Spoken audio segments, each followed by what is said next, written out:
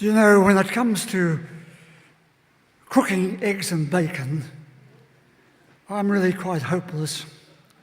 I usually make a mess of the eggs. Do you know, when you go to park your car in a packed car park at the supermarket, I notice that several people are quite hopeless at parking their car. And when it comes to singing for He's a Jolly Good Fellow at the party, I notice that many people are quite hopeless at striking the first note, and we wish they hadn't tried.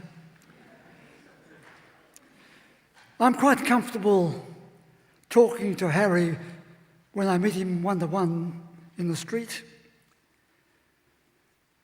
but I'm not so good at making a speech to a large crowd in public, says someone. I just go weak at the knees. I can write a Christmas card, but I can't write an essay. Hopeless at that. Sometimes I forget the things I'm good at. And I start saying I'm not good at anything. I'm really quite hopeless. Do you hear yourself? Other people say that? You see, there's this and this and that and that. That is that situation and that situation. I'm no good at it, that. I'm hopeless. I can't control my temper. I can't control my anger. I can't control my neediness. I can't control my nervousness. I can't control my anxiety. Whatever it is, I'm hopeless. You could learn to do better. You could learn to be hopeful, but we let it go. And we just give ourselves the write-off. I'm hopeless. In a very different circumstance, the nurse or the doctor come in and they tell you that uncle is very ill and there's no hope. How can you have any hope when there is no hope?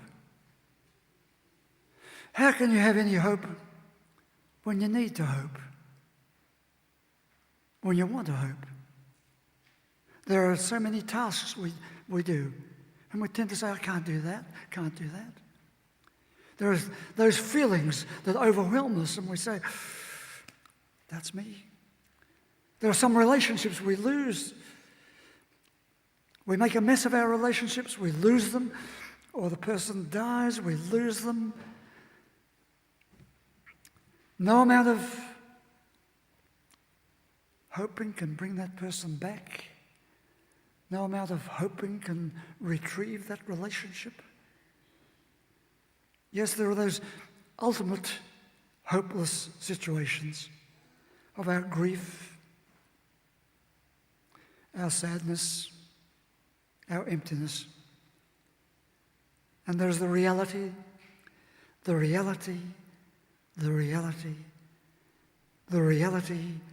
of refusing to recognize the reality of the reality. How to find the courage to hope when you know you need to hope. How do you reshape the future after what has occurred? How do you recover hope in yourself when hope is gone? How do you recover hope when the situation that you're in is hopeless? One frightening existential reality is that ultimate hopelessness. Life is a gift. We have it for a time, but then we will lose it. Joy comes to us in our life. We have it, but then it eludes us, or it goes, or someone destroys it. Courage sits there in front of us, waiting for us, but we turn away from it. Hope is there, but we shrug it off. We ignore it. We lose it. Can we recover it? We know that once we've lost hope, then we're likely to become angry, resentful, tense, despairing, and hopeless. So we open our Bible to the most read and most reliable section of your Bible, the Psalms. We read one of them this morning. And it said, God is the source of all strength and hope. And we close it again, because we know it is not so. What God is this? It is hopelessly meaningless to say God is the source of all strength and hope, unless we reinterpret those words.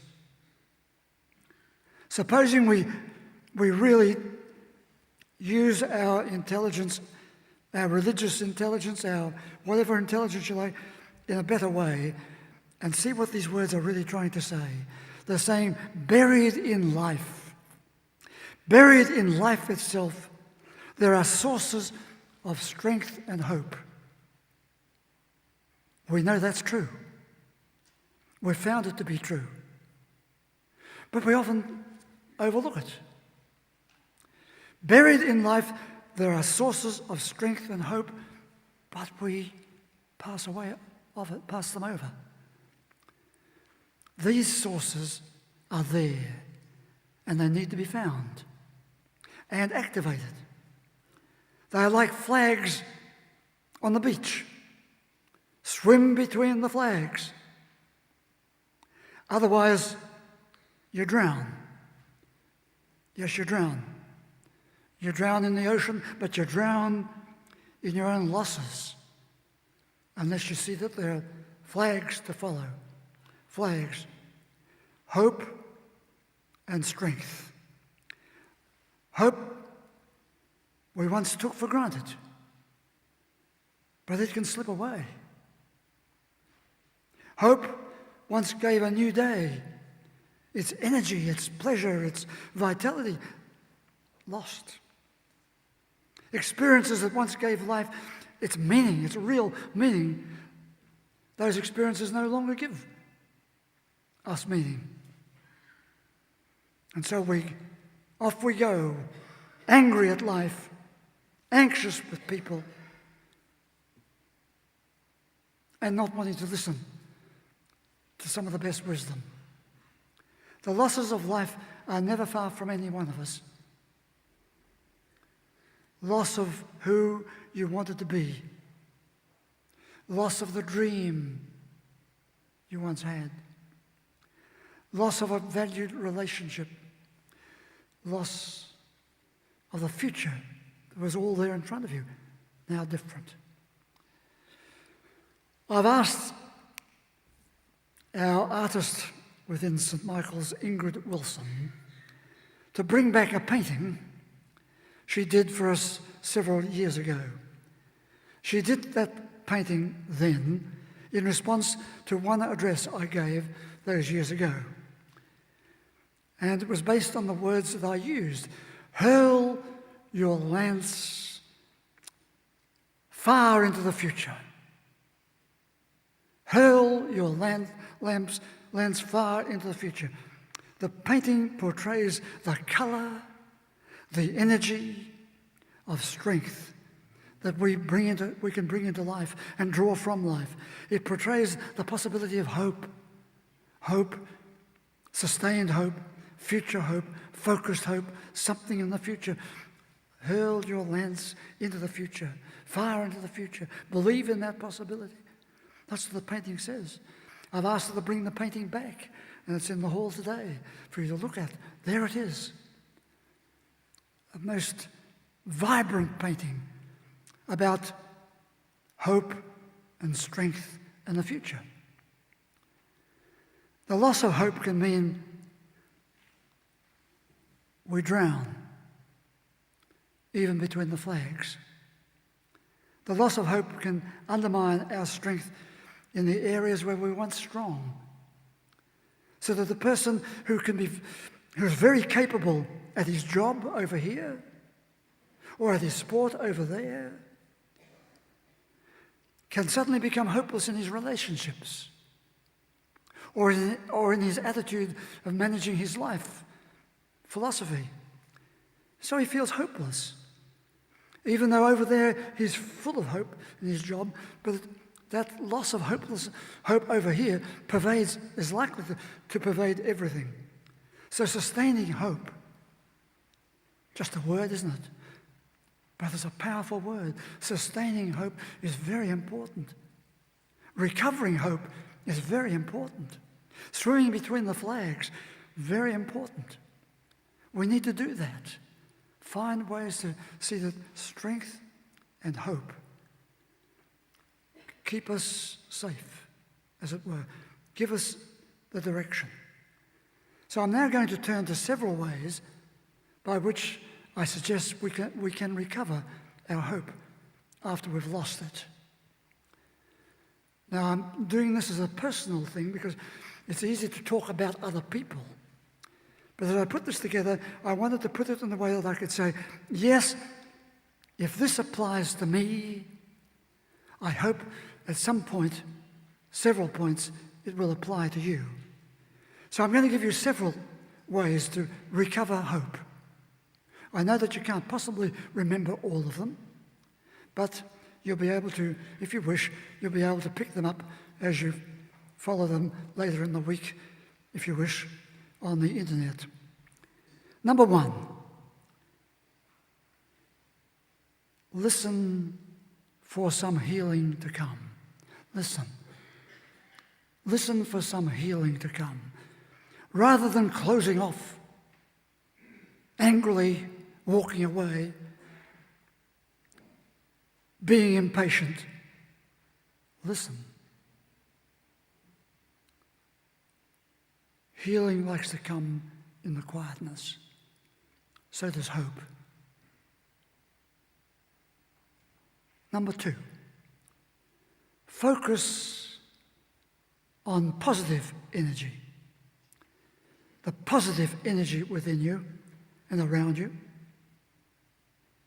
Focus on positive energy rather than convincing yourself that it's negative, negative, negative, all is negative. That was number two.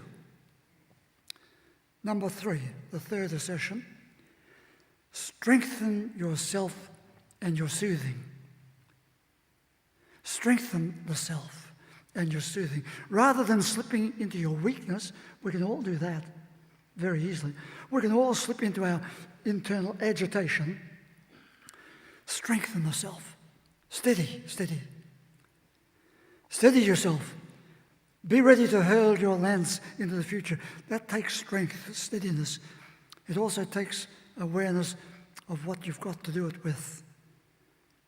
Number four, reposition positive beliefs about the future rather than dwelling on the negatives of the past or even the negatives that you fear will be waiting for you in the future. Come on. Life opens up many positives. Why don't we let them flow in? The flow of consciousness. The flow of flourishing. Let it flow. Be open to, number four, be open to gratitude. Gratitude for the goodness of life. We've all got some things there somewhere that speak to us of the goodness of life. It might not be all the goodness that you would have liked to have hoped you had, but the goodness is there. Be open to gratitude for the goodness of life, rather than demoting the goodness and saying it's rubbish. Let us not demote goodness, but be open to it. Open to it. Number six, look for those sources of places and people that will be life-enhancing rather than life draining. Oh yes, we know that some relationships are not very life enhancing. We can make a choice as to how we monitor ourselves in those relationships. Look for the sources and the places and the people that are truly, authentically life-enhancing. That was number 6. Number 7, identify relationships that give you good energy. Monitor those relationships that are low on good energy. What do I mean by that? Be aware, notice them, speak to them, speak of them. Relationships that give you good energy. There are plenty that will give you less than good energy. Identify the good energy relationships. Number 8, let hopeful thoughts from the past. Keep alive hopeful thoughts for the future. Rather than believing only negative thoughts should surround the future. Number 9, develop principles of living. All of us can do this. Develop some principles of living that lift you out of your self-preoccupation so that you can be a strength for others. Move from self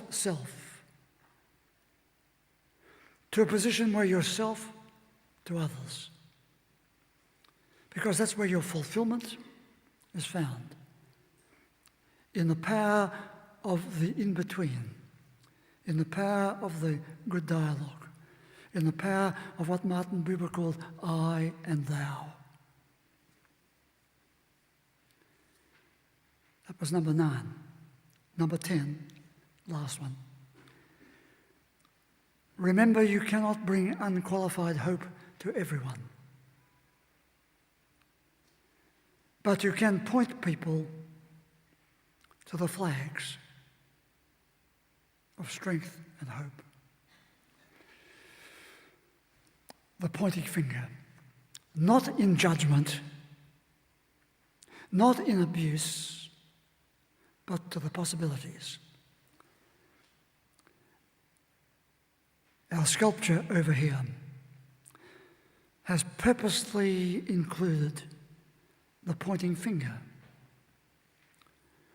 because the one thing is important. When we came to be part of the International Scholars of the Jesus Seminar, the head of the seminar, Professor Robert Funk, he said again and again, even in this place, we cannot really know what the authentic sayings of Jesus were. We cannot know what he really said. But we do know he was pointing to something. So he said, follow the pointing finger. What is he pointing to? So when we put the sculpture in place over here, I asked the sculptor to particularly include the image of the pointing finger. Oh, it's not a finger really, it's an image.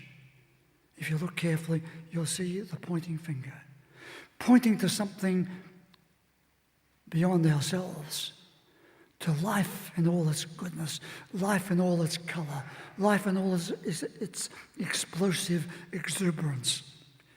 So, remember, you cannot bring unqualified hope to everyone, but you can point people to the flags of strength and hope, the pointing finger.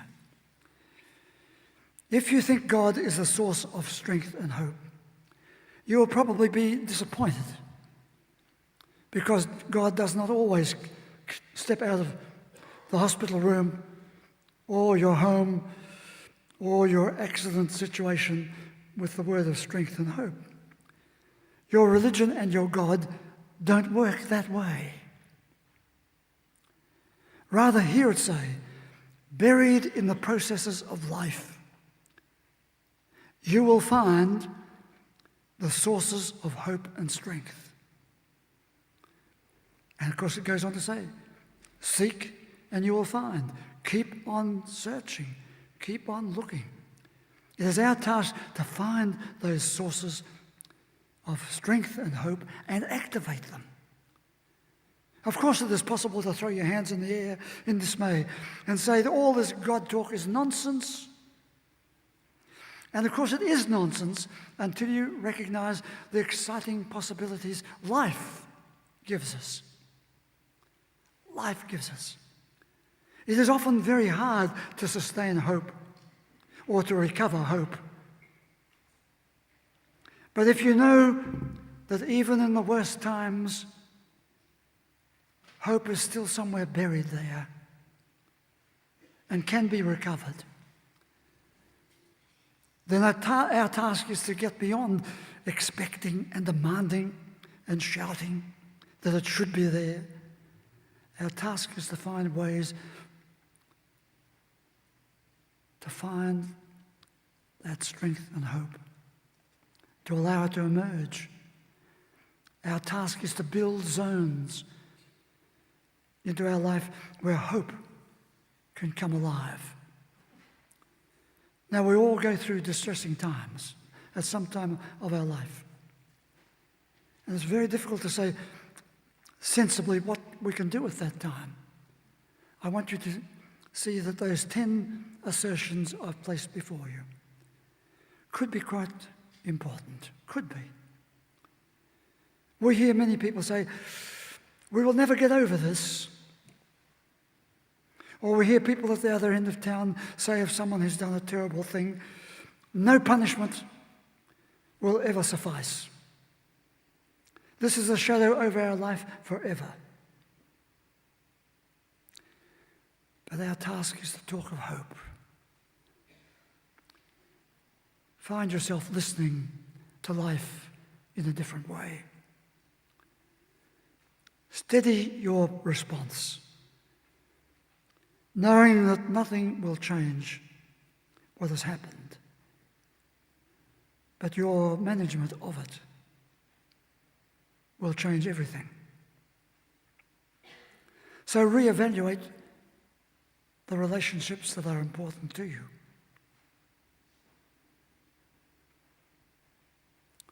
Be open to appreciate what life has given us. It may not have given us all we want, all we hoped. But look for possibilities. Look for energy. Build and rebuild. If you can discover that and discover that purpose, a purpose that takes us beyond our self-serving interests to a purpose that's bigger than that, then life changes. And when these things, all that I've said, fail, the pointing finger says, and look at the symbols. The symbols that the faith gives us are all in front of us. We've had them today in the sacrament. I've pointed today to the sculpture. You know the symbol that I wear around my neck, the symbol that I wear on my hand. You know the symbols of Mingary, the symbols of the gardens. The symbols are powerful regenerations of hope and strength. You find hope and strength in the symbols.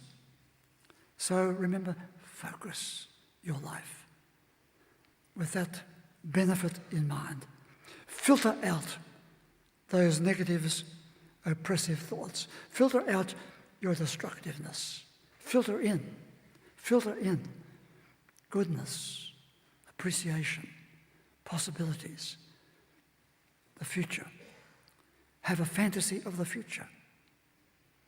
But without the faith factor says, yes, the future is there. We move towards it. So here are my F's for you again. To focus, to filter things out, to filter things in, to have a fantasy of the future.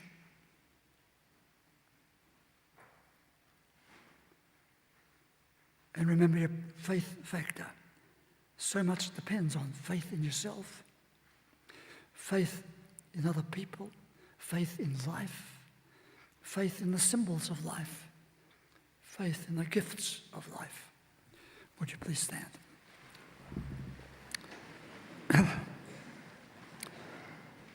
Say with me the prayer He taught us to pray. Our Father, who art in heaven, hallowed be thy name. Thy kingdom come.